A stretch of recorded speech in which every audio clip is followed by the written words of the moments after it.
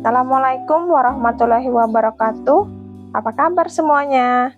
Semoga kalian selalu dalam keadaan sehat dan semangat belajar.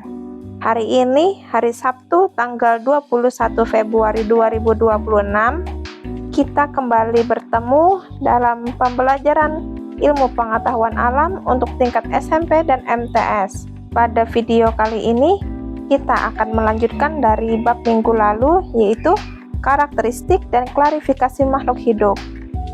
Pada materi minggu lalu, pada subbab A dan B, kita sudah mempelajari apa itu ciri-ciri makhluk hidup dan bagaimana cara mengklasifikasikannya, agar memudahkan untuk mengidentifikasi objek yang belum pernah kita lihat sebelumnya. Coba kamu amati berbagai jenis makhluk hidup di lingkungan tempat tinggalmu. Pasti kamu menemukan bahwa makhluk hidup beraneka ragam bentuk dan ukurannya. Bahkan, ada ukurannya yang sangat kecil.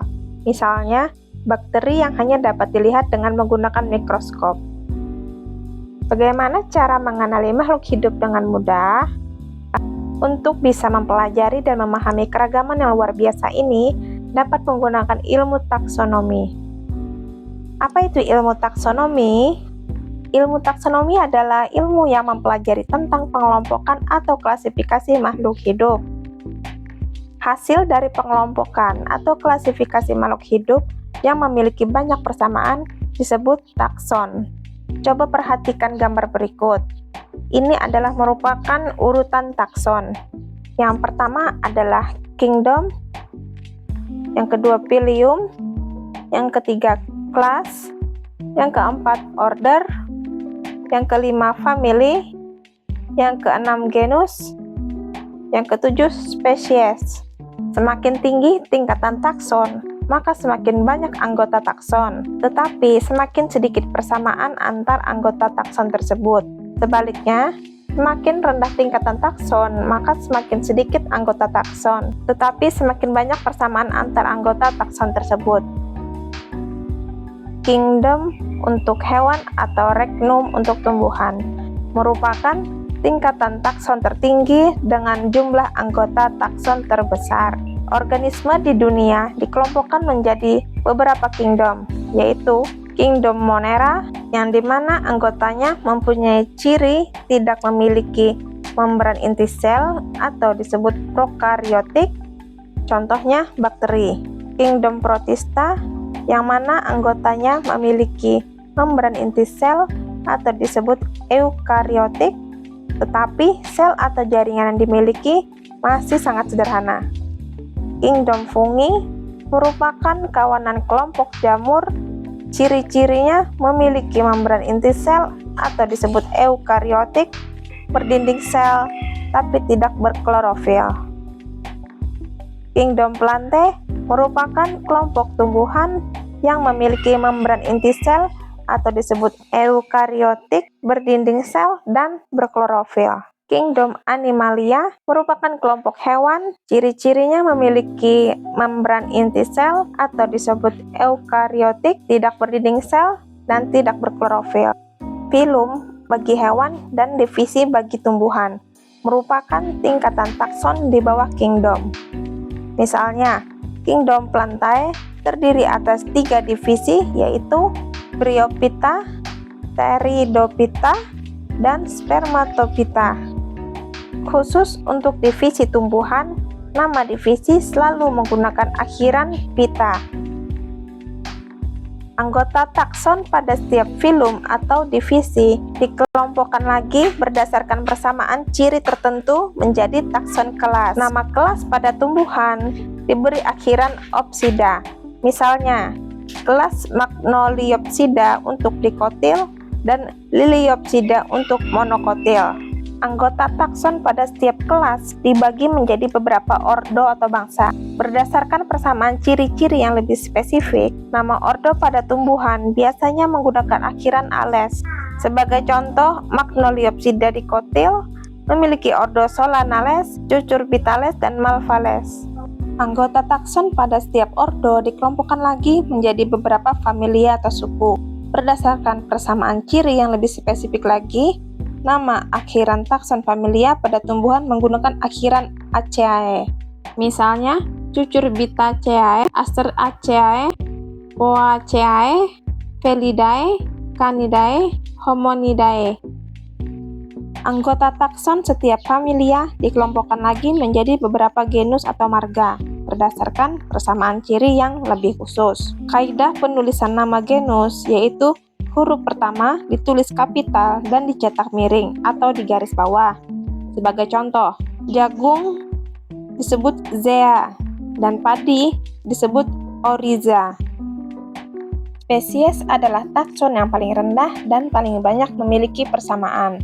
Suatu organisme dikatakan satu spesies dengan organisme lainnya jika dikawinkan dapat menghasilkan keturunan yang fertil atau subur.